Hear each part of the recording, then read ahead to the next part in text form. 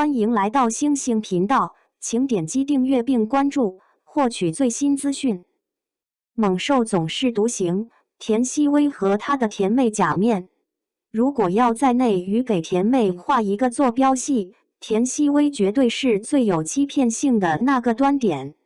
2026年开春，当大部分人还在回味春晚镜头里那个对着王楚然侧目一笑、甜度爆表的观众席美女时，田曦薇已经扛着杀猪刀杀回来了。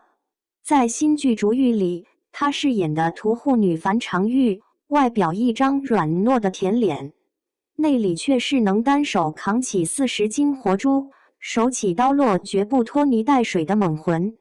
这种极具反差的画面让观众懵了，等等，这还是那个在如此可爱的我们里需要被男主保护的软萌黄橙子吗？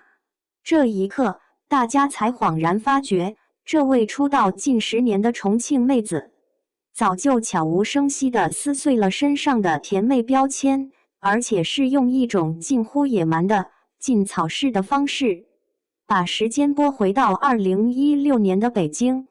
那时候的田曦薇还不是什么初恋女神，只是一个挤在狭小出租屋里，为了艺考孤军奋战的高中生。重庆妹子的辣，不是辣椒的辣，是胆子的辣。当别的考生还在父母陪伴下焦虑的候场时，田曦薇已经学会了一个人面对高强度的考试和生活费的压力。那一年的艺考场上，她凭着麻花辫加空气刘海的清纯造型被镜头捕捉，在网上有了个稚嫩的称号——辫子女神。同期考生里有个叫王安宇的男孩，后来在节目里爆料，那一届官方评选最帅最美艺考生，两人双双上榜。那时候没人知道这个笑起来有梨窝的女孩未来会怎样，但田曦薇自己清楚，那段时间真的很辛苦，但我从来没有后悔过。这是我想要的生活，我必须为自己的梦想拼尽全力。凭着这股劲儿，她以专业课全国第2的成绩敲开了上海戏剧学院的大门。从上戏毕业后，田曦薇的起步不算慢，但也不算惊艳。2018年在《悠长的时光里等你》让她正式出道，随后的《我的真朋友》里，她只是惊鸿一瞥的邻家妹妹。直到2020年如此可爱的我们里的黄橙子让她崭露头角。那时候的田曦薇，婴儿肥还没完全褪去，圆溜溜的眼睛配上小虎牙和小梨窝，演起高中生毫无违和感。观众开始注意到这个像是从校园里直接走出来的女孩子。紧接着《卿卿日常》里的李薇让她彻底爆红。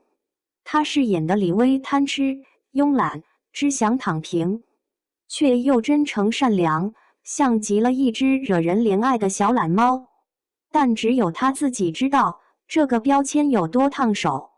因为长相甜美，她无数次被质疑只能演傻白甜、花瓶，为了流量不挑剧本。甚至还有人因为她的外表断定她私下也是娇滴滴需要人保护的软妹子。直到一场突如其来的风波，才让大众瞥见了她甜美外壳下的真实内核。2023年前后，所谓的高中同学接连爆料，声称她曾是校园里的小太妹，甚至有霸凌行为。一时间，舆论哗然。那个在大众印象里只会甜笑的女孩，仿佛一夜之间成了披着羊皮的狼。所有人都等着看她的公关稿，等着看她痛哭流涕的道歉，或者苍白无力的辩解。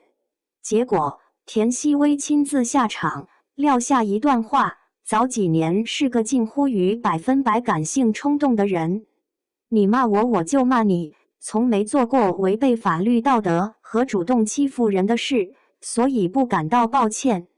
干净利落，不卑不亢，没有委曲求全，更没有为了人设而哭泣。这一巴掌不仅打散了谣言，也把那些企图看他笑话的人打清醒了。大家这才意识到，这个168厘米、有着一双大长腿的重庆女孩，骨子里流的压根不是甜奶茶，而是烈性白酒。风波之后，田曦薇的戏路悄然变化。田耕记里的连曼儿不再只是甜，有了精明和韧性，能智斗极品亲戚，也能靠双手经商致富，被官媒赞为有野草般的韧性。大凤打更人里的临安公主，从娇惯走向成熟。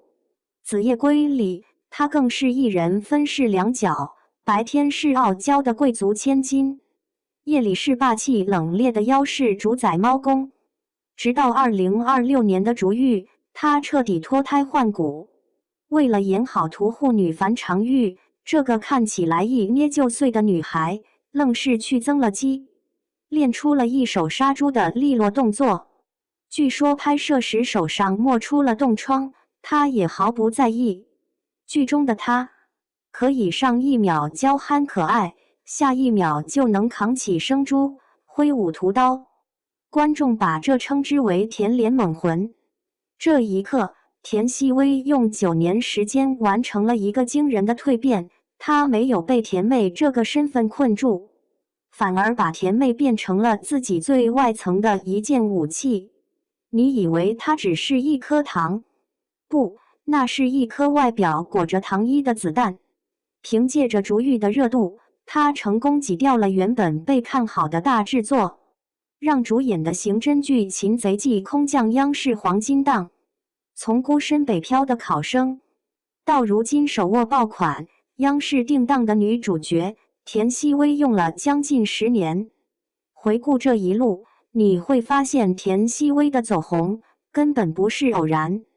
在这个甜妹遍地的时代，很多人都能演甜，但很少有人敢在甜的外表下藏着一颗我骂你我就骂你的恋女心。她能红，是因为她打破了内娱对甜妹的刻板想象。谁说甜妹不能有脾气？谁甜妹不能扛起杀猪刀？谁规定甜妹就得一辈子待在舒适圈里撒娇？就像她塑造的那些角色一样，表面娇憨，内里却有一股向上疯长的劲头。正如她在采访中说过的，想用表演去传递真实的人性与情感。而现在，她做到了。那个当年一个人拖着行李闯北京的辫子女神，如今终于凭着一股野草般的韧劲，在残酷的娱乐圈里杀出了一条属于自己的血路。甜是她的天赋，但猛才是她的底色。